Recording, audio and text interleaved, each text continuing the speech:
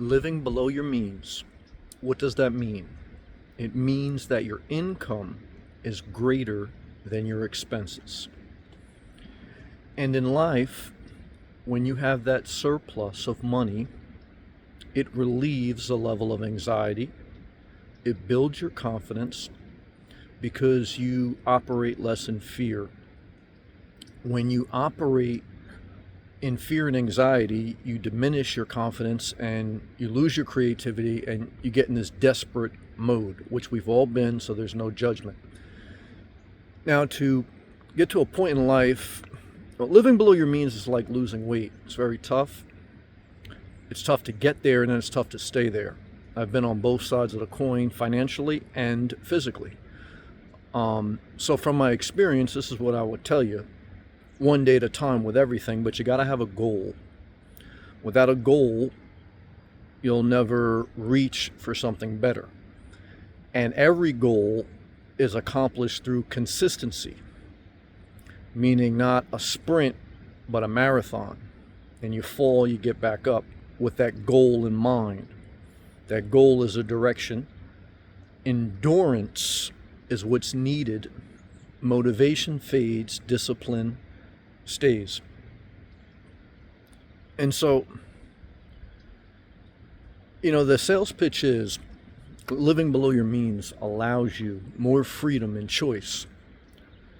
More freedom if you need to change careers, more freedom if you need to change your environment and move, physically move.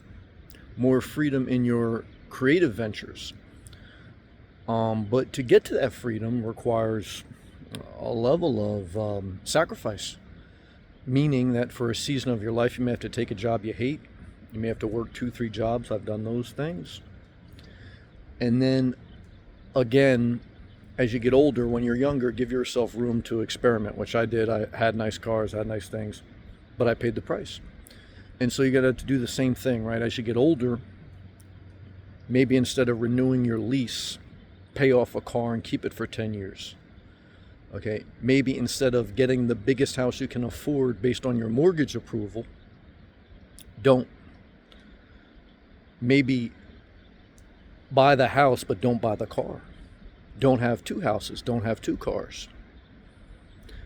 Some sacrifice is needed because you have to cut your monthly expense and your debt levels down, and you got to increase your income, and you got to have that surplus of cash flow, that surplus of money, not so that you can worship it, so that you can operate more in freedom. Because again, if you never worked, then one is, I know some people are seniors, they're retired, some people are disabled, they can't work. So it's not none of this is about that. It's about, one is just remember, if you ever get to a point where you don't have to work, remember, what would society be like if you went to the gas station, if you went to Walmart, if you went to the public park and no one worked? It'd be chaos. So thank God for workers. And you also get to a point where you're financially free. Maybe you'll still want to work after a season of doing nothing. Maybe you want to do things more you enjoy. Okay. But there's going to be a point in life to get to living below your means. You got to do jobs you hate. Okay.